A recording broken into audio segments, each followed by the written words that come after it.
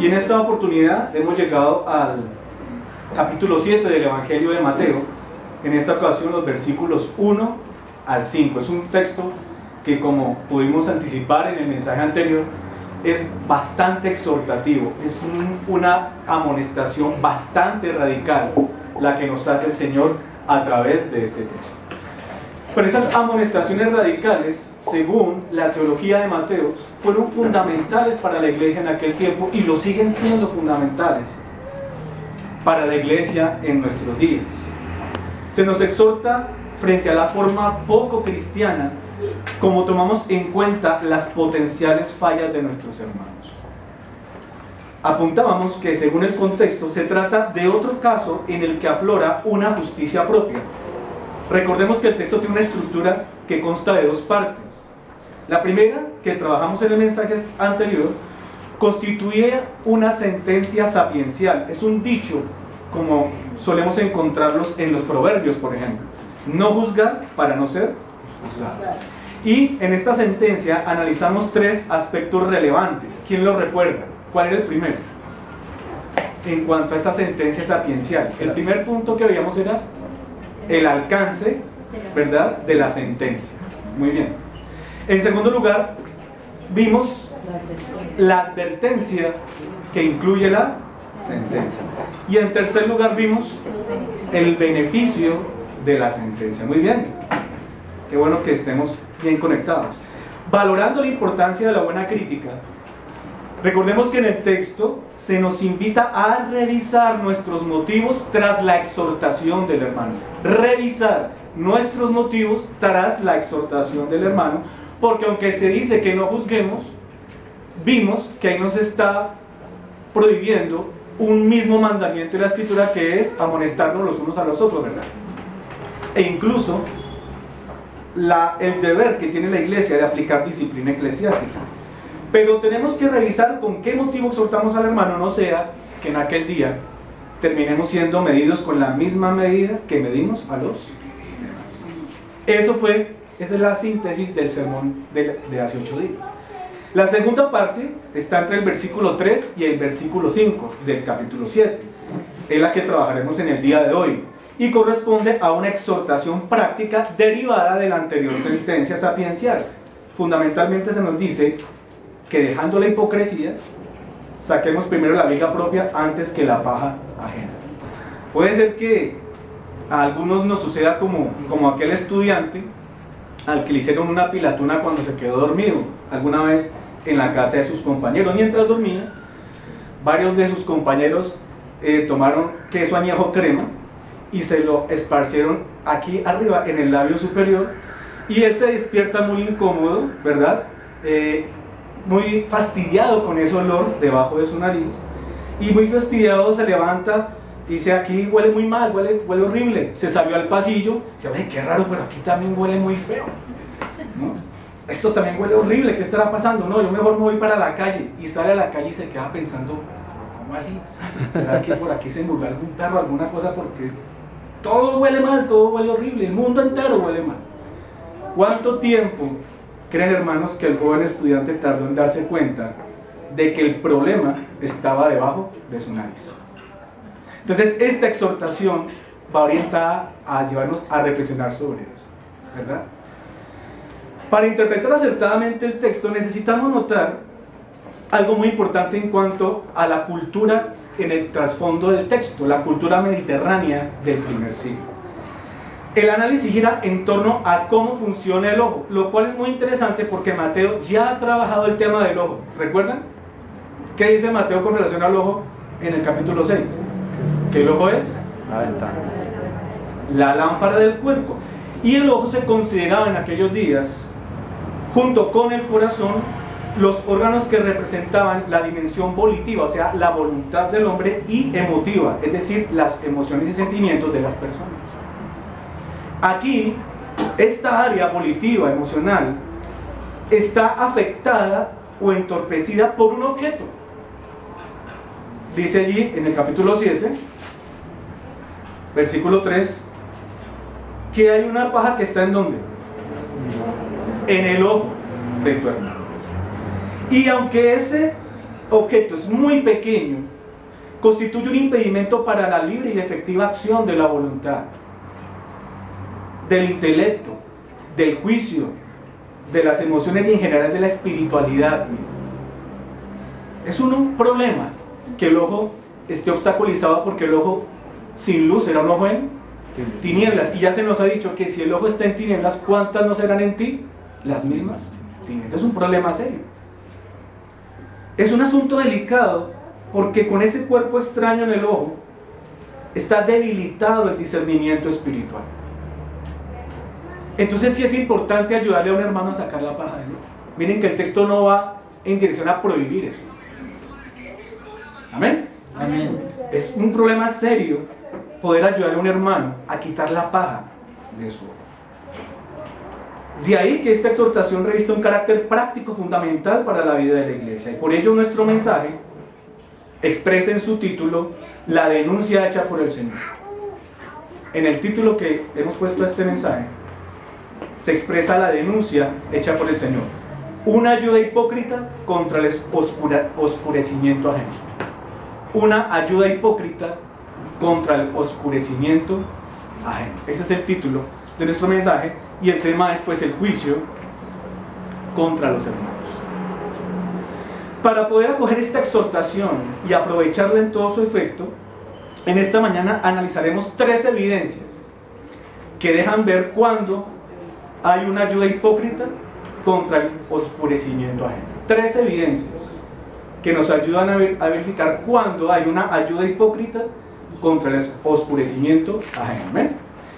La primera es que esa ayuda hipócrita, evaluar al hermano sin evaluarte a ti mismo.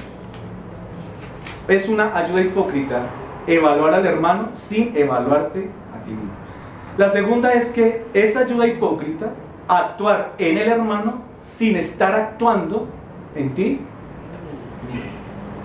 Y la tercera es que hay una ayuda hipócrita cuando empezamos en el hermano sin primero no haber empezado por nosotros mismos o por ti mismo.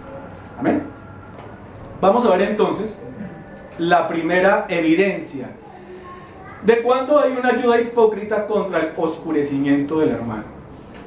Esa ayuda hipócrita, evaluar al hermano sin evaluarte a ti mismo.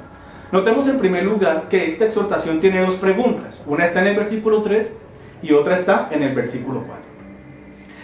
Esta estructura corresponde a un paralelismo hebreo, en donde un elemento interpreta el otro y el otro interpreta el anterior. Es decir, los 2 elementos que están paralelos se interpretan a sí mismos, y en últimas ambos están diciendo lo mismo. Es la típica repetición hebrea con propósitos didácticos. Se dicen una sola cosa de diferentes maneras y varias veces. Sin embargo, es necesario diferenciar la pregunta del versículo 3 y la pregunta del versículo 4, porque cada una de ellas tiene un matiz muy interesante, y ahí se ve la habilidad rabínica de Jesús.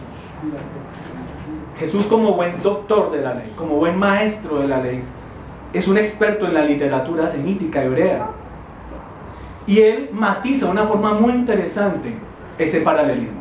La primera pregunta que nos va a ayudar a entender que hay una ayuda hipócrita cuando evaluamos al hermano sin evaluarnos a nosotros mismos. En esa primera pregunta, el versículo 3, se usan verbos relacionados con ver. Dice: ¿y por qué miras la paja que está en el ojo de tu hermano y no echas de ver la viga que está en tu propio ojo? Y con ello Jesús nos está llamando la atención en cuanto a cómo evaluamos las cosas. Recuerden que en el mundo mediterráneo el ojo es el mecanismo de la abolición, de los juicios de valor, del análisis, del sentido crítico. ¿Cómo evaluamos las cosas? Particularmente nos dirá que es ayuda hipócrita evaluar al hermano sin evaluarnos a nosotros mismos. En filosofía política, eso se conoce como juicio hipocrítico, hipo debajo. Un juicio sospechosamente hipócrita. Un juicio hipocrítico, es decir, un juicio en el que se denuncia al partido opositor sin preocuparse por la ética del partido propio. En filosofía política se conoce como juicio hipocrítico. En el mundo político es usual, ustedes lo han visto, hacer proselitismo hablando de corrupción, ¿verdad? Eso otorga hoja de vida y buen currículo, ¿verdad? Buen desempeño político en la carrera de un candidato. Pero hablan de corrupción con un sospechoso silencio sobre el proceder propio o el de los propios copartidanos. Es un tipo sutil de hipocresía que revela un serio déficit de autocrítica. Es curioso notar que los denunciantes de corrupción casi siempre, usualmente, están señalando a los de la oposición. Pero pocos ven que lo más grave de la corrupción política, y analicemos esto, hermanos, y encontraremos una tremenda lógica, es la corrupción que se protagoniza no por personas ajenas a los partidos políticos, sino por sujetos con poder perfectamente situados en el corazón de los mismos partidos políticos.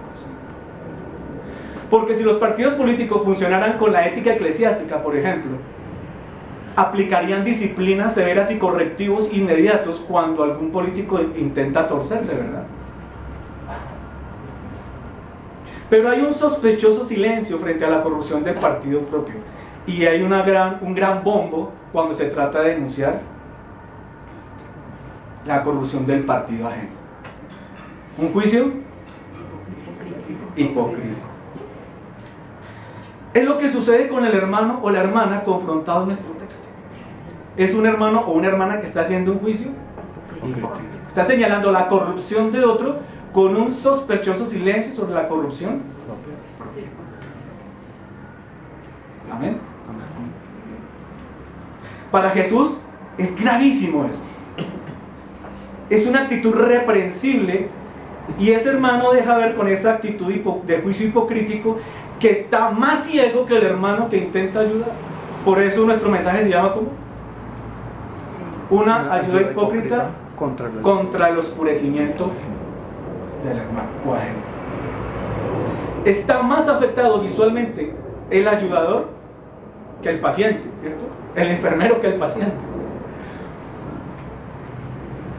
Jesús hace una hiperbólica comparación para ilustrar.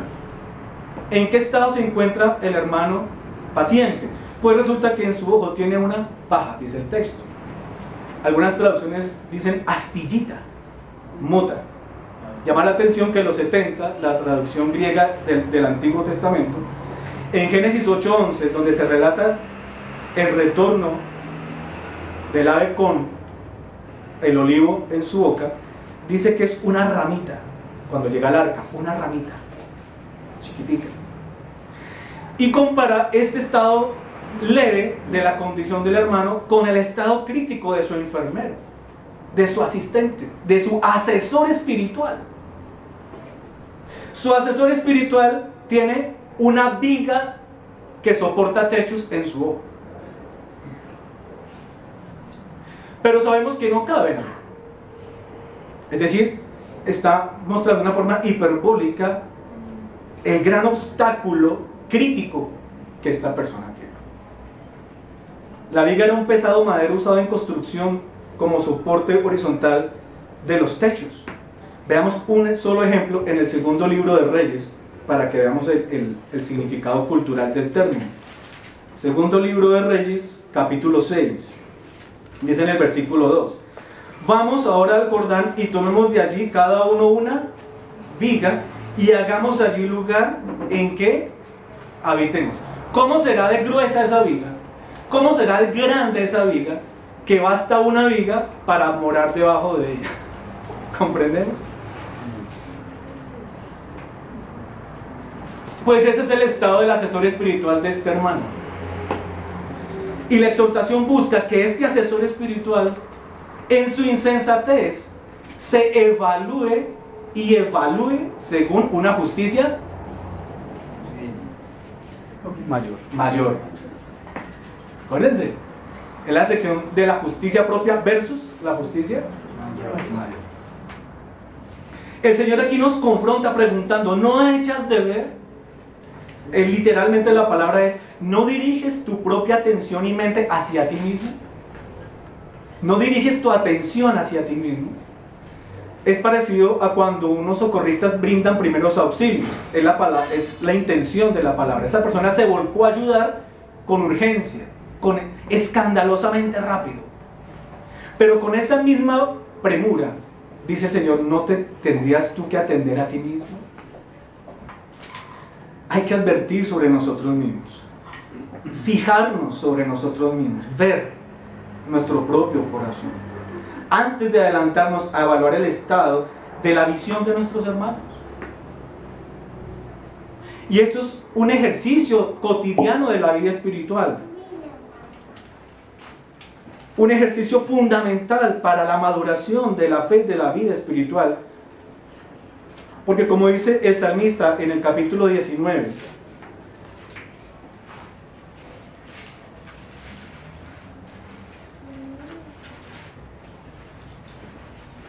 versículos 12 y 13, ¿quién podrá entender sus propios errores? 19, 12 y 13, ¿quién podrá entender sus propios errores? ¿Qué significa? Que no es fácil. Esas son preguntas retórico-sarcásticas, como la de Proverbios donde dice, mujer virtuosa, ¿quién la hallará? ¿Saben por qué dice eso ese texto, hermanos? Porque eso no es fácil. Mujer virtuosa, difícil.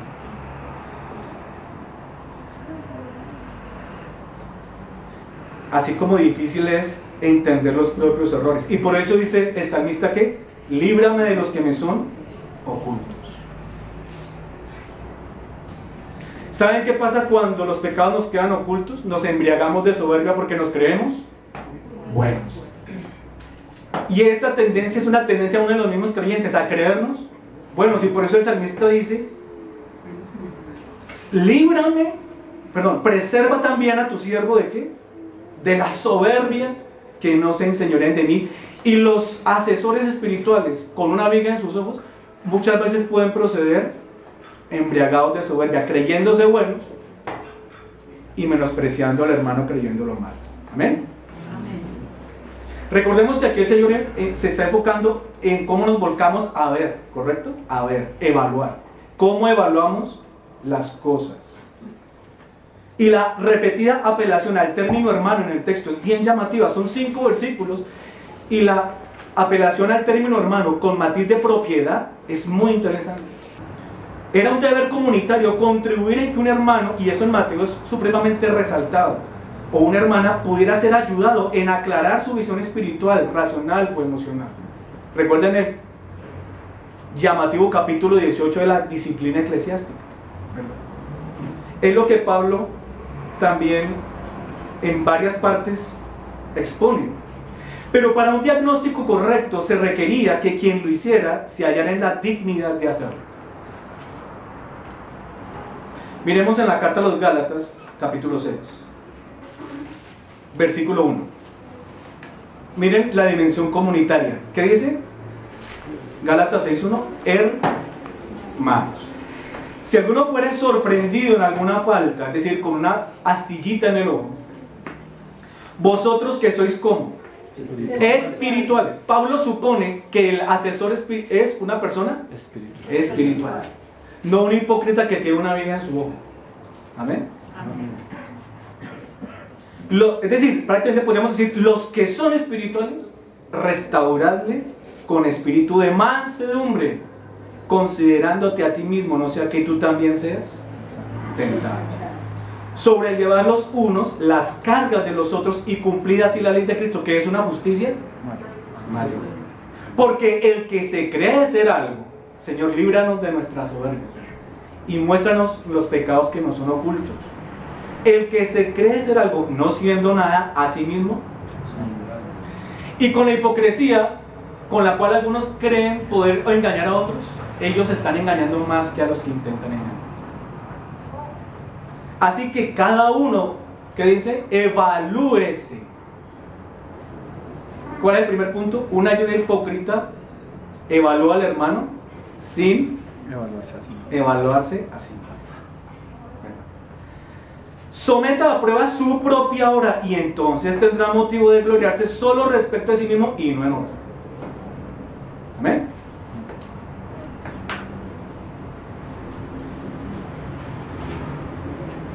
El espiritual, ¿qué dice Pablo? Juzga todas las cosas y él no es juzgado. Proceder en evaluar al hermano carentes de esta valoración propia es incurrir en una acción hipócrita e incluso irresponsable. Porque la amonestación es correctiva, quiere decir que tú tienes que tener una cierta competencia pastoral. La amonestación, si no es correctiva, no sirve. ¿Qué característica tiene la estructura de Mateo 7, 1 al 5? Es una exhortación práctica, porque reprende, pero a la vez nos brinda una pauta correctiva. Y para ofrecer pautas correctivas, tu hermana o hermano, y yo, amados hermanos, y los líderes de la iglesia, necesitamos tener una competencia evangélica y bíblica para hacer eso. Hermanos maduros en la fe. Eso no es coger esto por deporte, ¿verdad? Tenemos que hacerlo, es un deber. Pero qué bonito entonces que tú, para poder cumplir ese deber, tienes que hacer el curso empezando por ti. Ahora, sabemos que queremos combatir el pecado, claro, por amor al Señor. Para eso combatimos el pecado. Pero qué bonita motivación combatir en mí el pecado, para que cuando yo gane experiencia en combatir mis errores, en superar mis problemas, en encontrar principios bíblicos para poder enfrentar mis propias debilidades, yo pueda transmitir esa experiencia a un hermano que tiene en su ojo una astillita. Amén. Mire, cuando Lutero tuvo la oportunidad de ir a estudiar un doctorado en teología a Wittenberg, objetó que por su débil fe él llegaría a constituirse en un falso predicador. Yo no voy a estudiar doctorado en teología porque sería un falso predicador. Soy un hombre que aquí estoy perdiendo la fe y me quieren mandar a estudiar teología. Y le dice su prior, su padre espiritual: ¿sabías que predicamos mejor sobre lo que necesitamos aprender?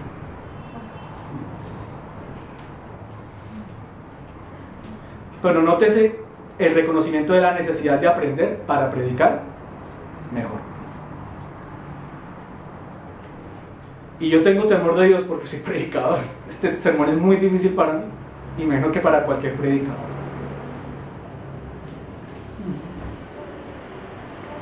Significa que al ser diligentes en la valoración de sí mismos, será una bendición ofrecernos para evaluar al hermano. Amén. Amén. No es que seamos absolutamente perfectos y lleguemos a la casa del hermano traspasando la pared por la gloria de nuestro cuerpo. No. O que aparezcamos en visión mientras un hermano duerme en su habitación una noche de estas. No. Pero sí tenemos que estar responsabilizados de la santificación personal. Amén. Amén. Nadie que no haya evaluado seriamente su dificultad visual puede pretender sinceramente ser luz para otro. Y Mateo ya nos puso un nivel alto porque dijo: ustedes son la luz. Amén. Ahí está el nivel que nos pone el Señor, para que vean nuestras buenas obras y glorifiquen al Padre que está en nosotros. Qué panorama, ¿verdad? Pero noten esto: el Señor es el mejor evaluador. El Señor es el mejor asesor espiritual. No que nosotros no podamos hacerlo, pero en Cristo tenemos el maestro y el modelo para que aprendamos en la buena escuela de la asesoría espiritual. Cristo es la mejor escuela de la asesoría espiritual. Mire cómo son los ojos del Señor. Salmo 53.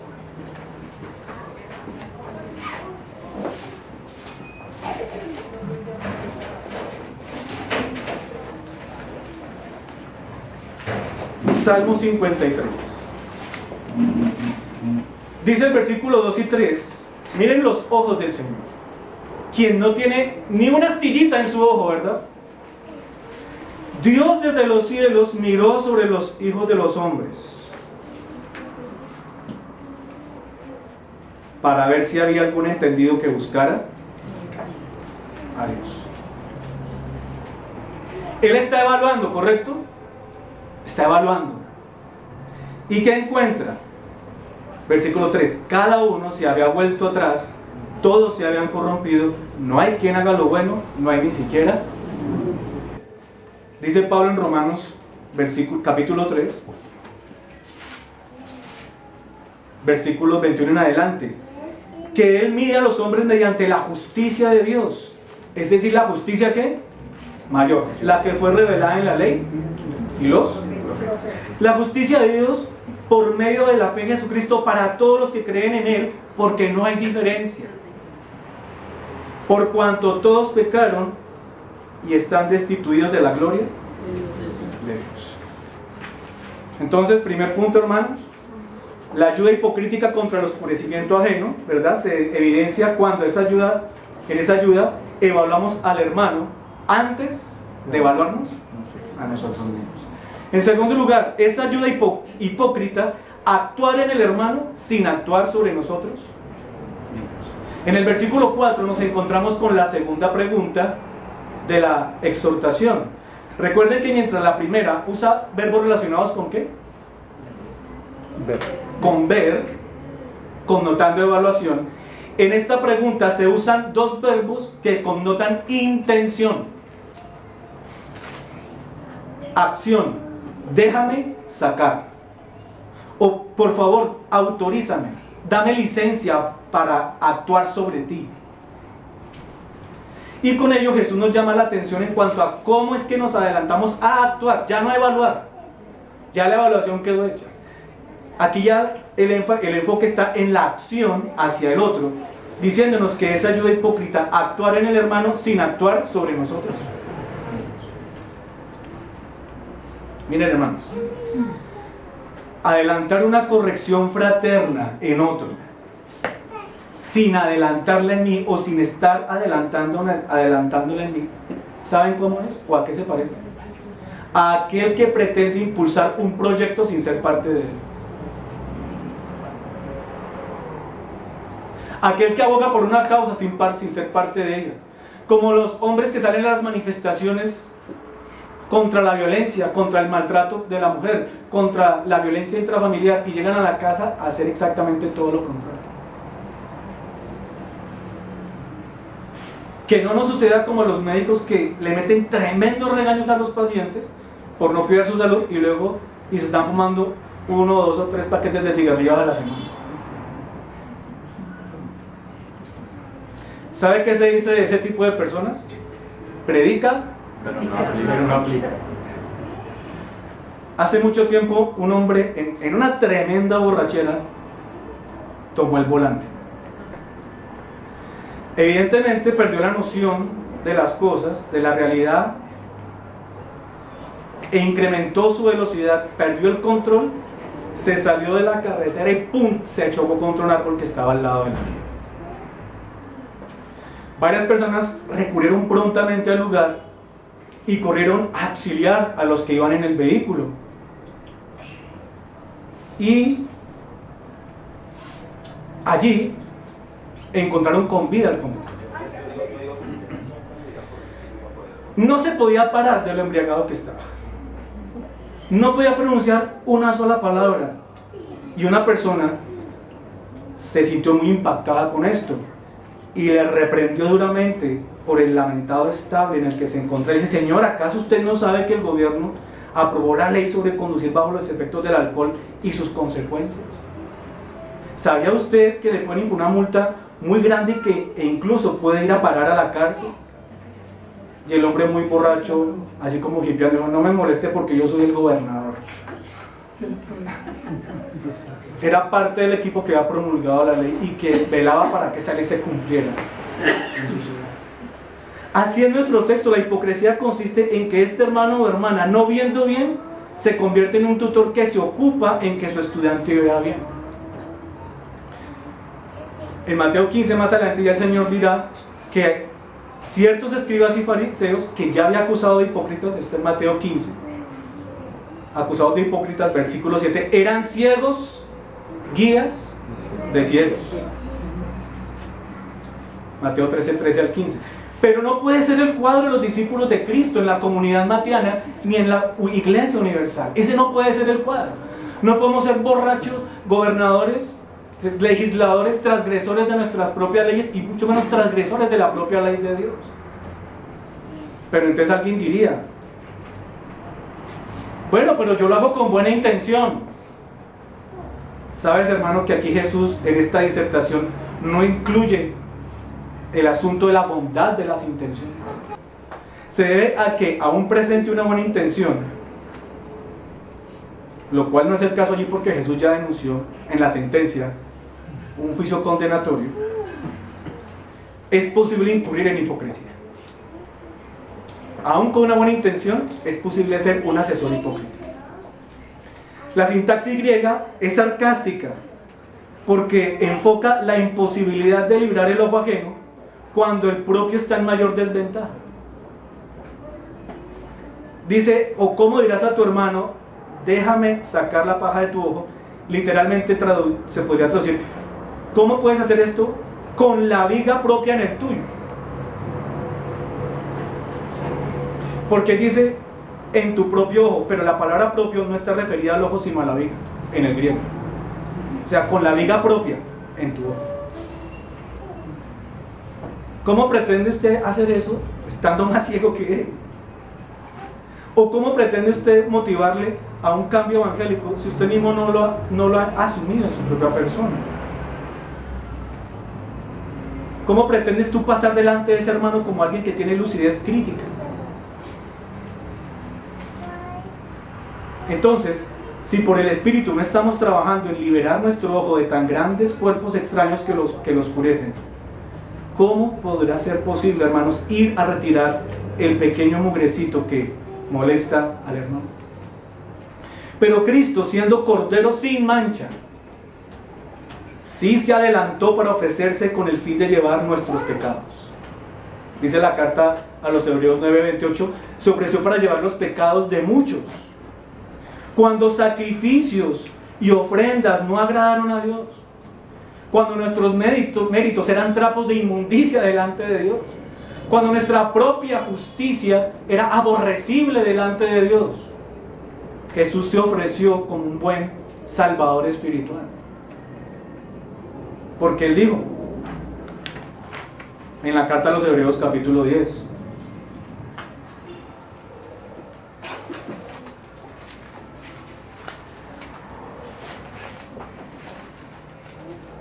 versículo 3 en adelante: en estos sacrificios cada año se hace memorial de los pecados, porque la sangre de los toros y de los machos cabríos no puede quitar los pecados. Entonces necesitábamos un asesor espiritual, un ayudador, un salvador espiritual para que nos quitara nuestras vigas y pajas de nuestros ojos.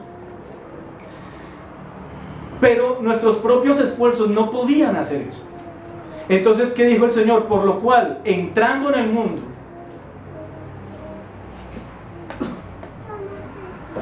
dice, sacrificio y ofrenda no quisiste, más me preparaste cuerpo. Holocaustos y expiaciones por el pecado no te agradaron. Entonces dije, he aquí, vengo. Déjame sacar la paja. Déjame sacar la paja, te dice Cristo. Porque Cristo lo hace soberanamente sobre tu vida, por eso tú y yo estamos aquí. Porque si Cristo hubiese esperado un sí de parte de nosotros para que nos dejásemos sacar nuestros pecados, nosotros hubiéramos tirado la puerta en la cara. Y esto aplica, hermano, también en el sentido de que cuando un hermano o una hermana te aborden para amonestarte, sea humilde y recibe la amonestación, porque está dentro del sistema eclesiástico, solamente salvaguardando el principio ético que estamos aprendiendo. Pero como Cristo, cuando vino a nosotros, nos halló muertos. Ahora, aquí es más fácil porque cuando tú vas a un hermano, ya está vivo. Pero Cristo vino a nosotros cuando estábamos muertos en delitos y pecados. Y aún así metió su mano santa en nuestra podredumbre y nos sacó los pecados.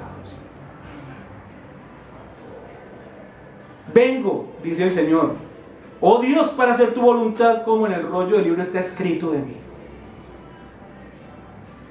Versículo 9, he aquí vengo, oh Dios, para hacer tu voluntad. Quítalo primero para establecer esto último. Entonces, en primer lugar, hermanos, es ayuda hipócrita evaluar al hermano sin evaluarte a ti mismo. En segundo lugar, es ayuda hipócrita actuar sobre el hermano sin actuar sobre ti mismo. Y en tercer lugar, es ayuda hipócrita empezar primero en el hermano antes de empezar primero por ti mismo. Sigamos viendo la estructura del texto en Mateo 7.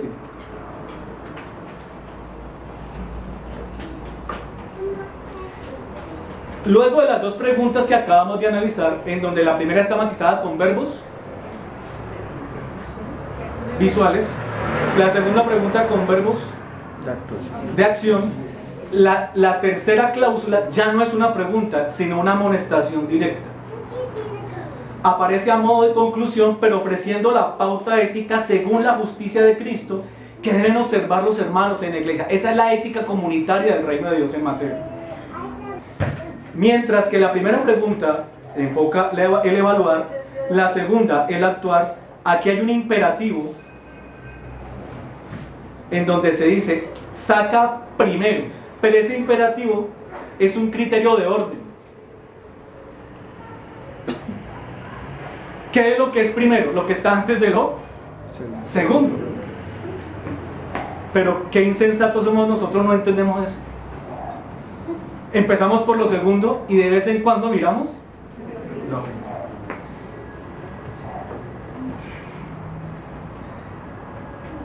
Particularmente se nos dice que una ayuda hipócrita se realiza cuando se empieza primero con el pecado ajeno antes de mirar primero el pecado propio. Veamos entonces que el método de santificación eclesiástica, a ti y a mí nos preocupa la santidad eclesiástica, hermano. Sí. Pero ¿cuál es el método? Empezar por la santificación personal. Primero haz el curso tú. Primero haz el curso tú. Hipócrita es una palabra fuerte que Jesús generalmente usa para caracterizar a los escribas y fariseos de su tiempo. Lo hemos visto muchas veces, lo sabemos, no hay necesidad de mirar pruebas de esto en el texto.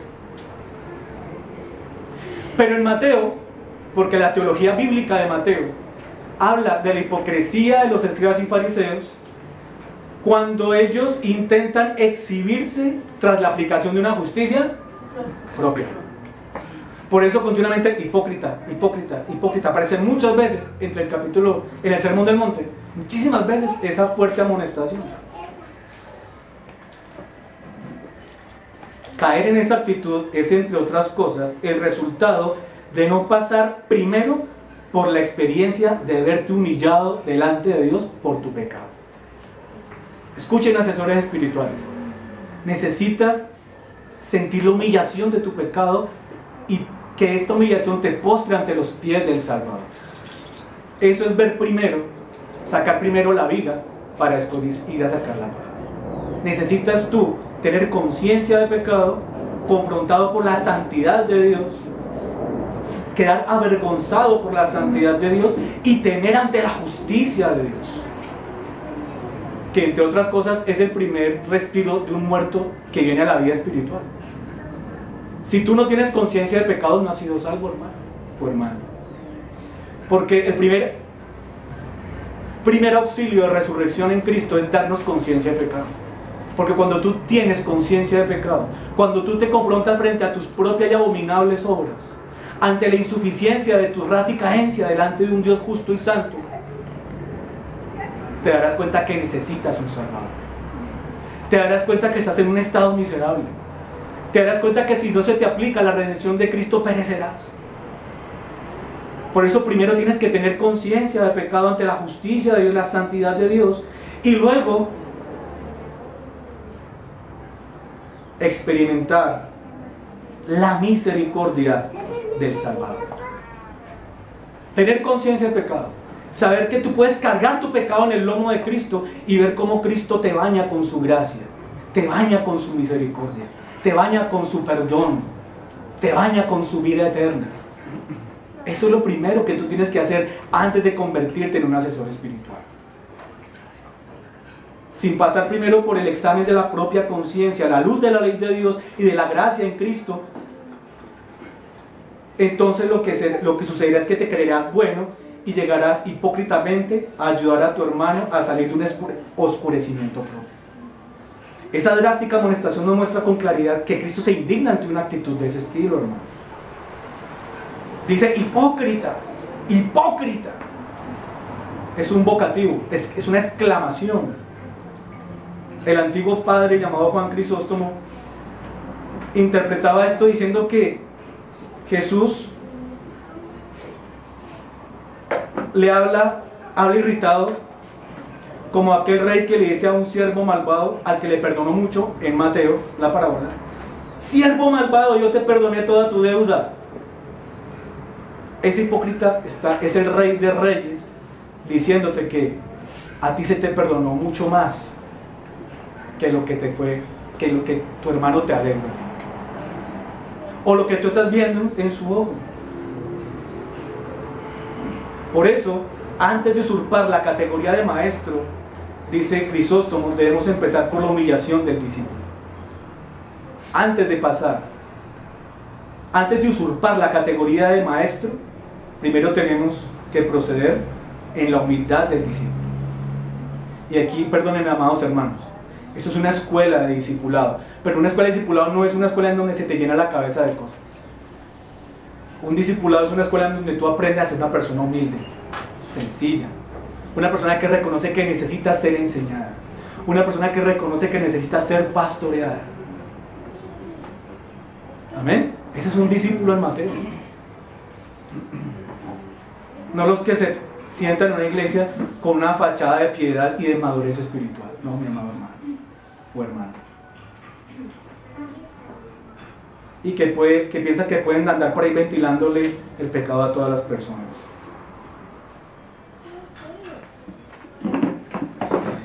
Y es interesante que en la sintaxis del texto se expresa que estando presente la humillación en un principio, todo lo que sucede de ahí en adelante vendrá en su debida proporción. Por eso tiene que ser primero tu escuela propia. Porque cuando tú te sitúas, cuando Dios sitúa tu mente, tu corazón y tu alma bíblicamente, estás en condiciones de ayudarle a otro a que también lo logre. Solo entonces serás capaz de quitar la paja en el ojo de tu hermano. Mire la expresión, y entonces verás bien, versículo 5, y entonces verás bien para sacar la paja. Es un término que significa recobrar la vista. Incluso aplicado a casos donde se producían milagros de ciegos. La palabra que se usa es esta. No era que veía a medias. Verás bien para quitar la paja en el ojo de tu hermano. Entonces, cuando pasamos primero por sufrir el pecado y luego por disfrutar el abrazo de la misericordia de Dios, es cuando se abren nuestros ojos a la comprensión. Recuerden que el ojo en la cultura mediterránea es el sentido crítico, la volición, el discernimiento. Se te abre la comprensión de lo que en verdad primero eres tú, a la luz de la ley de Dios, y lo que los otros hermanos son a la luz de la ley de Dios, y lo que eres tú a la luz de la gracia de Cristo, la gracia redentora, y lo que son los demás hermanos con falencias a la luz de la gracia redentora. ¿Podremos luego de eso ofrecer una ayuda hipócrita contra el oscurecimiento ajeno?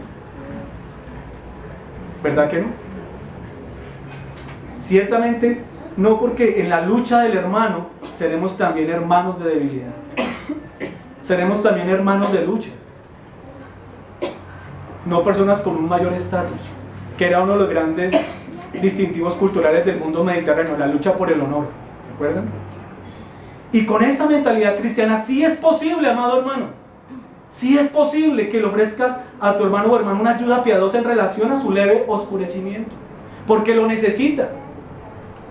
Todos necesitamos ser ayudados en nuestros oscurecimientos.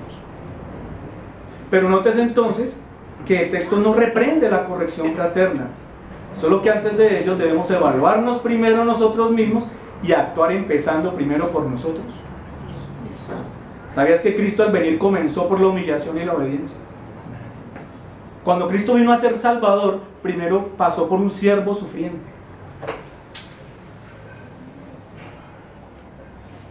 Comenzó por la humillación y la obediencia, como el texto clásico que es un cántico precioso en Filipenses, capítulo 2, dice del 5 en adelante: haya pues en vosotros este sentir que hubo también en Cristo Jesús, el cual siendo en forma de Dios, no estimó el ser igual a Dios como cosa que aferrarse, sino que se despojó a sí mismo, tomando forma de siervo, hecho semejante a los hombres, y estando en la condición de hombre, se humilló a sí mismo, haciéndose obediente hasta la muerte y muerte de cruz.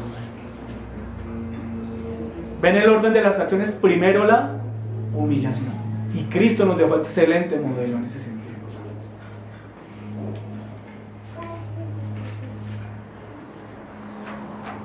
Asimismo lo dice la carta a los Hebreos en el capítulo 5. Un experto en retirar pajas de ojos ajenos. Capítulo 5, Cristo, ¿verdad? Versículo 7 dice: y Cristo en los días de su carne, ofreciendo ruegos y súplicas con gran clamor, porque Él fue un hombre de oración y súplica, de lágrimas, al que le pudiera librar de la muerte, y fue oído a causa de su temor reverente. Y aunque era hijo, por lo que padeció, aprendió la obediencia. Y luego que padeció y aprendió la obediencia, vino a rescatarnos a nosotros para librarnos de nuestros pecados, y dice, habiendo sido perfeccionado, 5:9, vino a ser autor de eterna salvación para todos los que le obedecen. ¿Sabían, hermanos, que esto funda y fortalece fraternidad? Esta actitud funda y fortalece fraternidad. Venimos ya concluyendo en la segunda carta a los Corintios.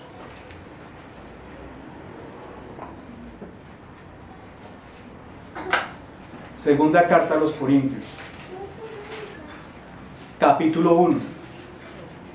Aquí hay una maqueta de lo que hemos venido diciendo, solo que aquí no se habla de la reprensión fraterna, sino de la consolación fraterna. Pero es un modelo que aplica exactamente a lo que venimos diciendo.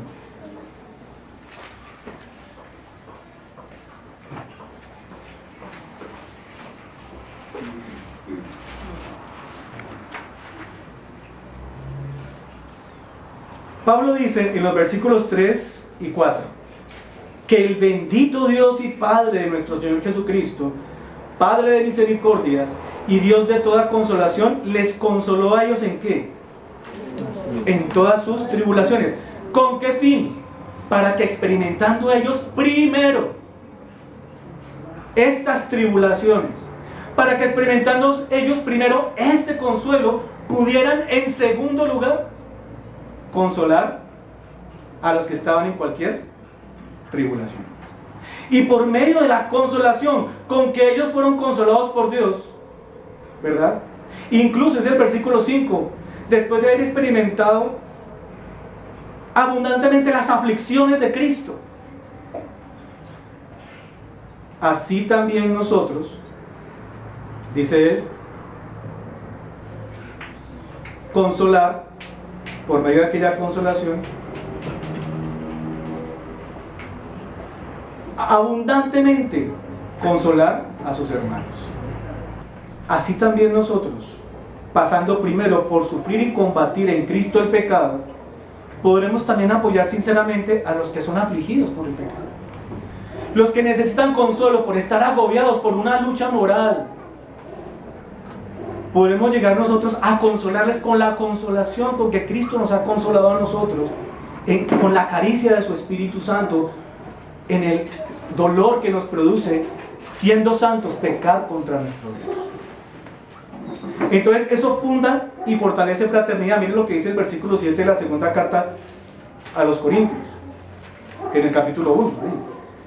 Y nuestra esperanza respecto de vosotros es firme, pues sabemos que así como sois, ¿qué? Compañeros en las aflicciones. Ahí no dice jueces, unos de los otros. Dice compañeros en las aflicciones. También lo sois en la consolación. Siendo, pues, con los hermanos compañeros en las debilidades, nosotros lleguemos también a ser compañeros con ellos en su santificación. Aquí todos somos compañeros de santificación, hermanos. Les invito a que, estando en pie, busquemos en el Salmo 19, o no, mejor, en la carta a los Filipenses.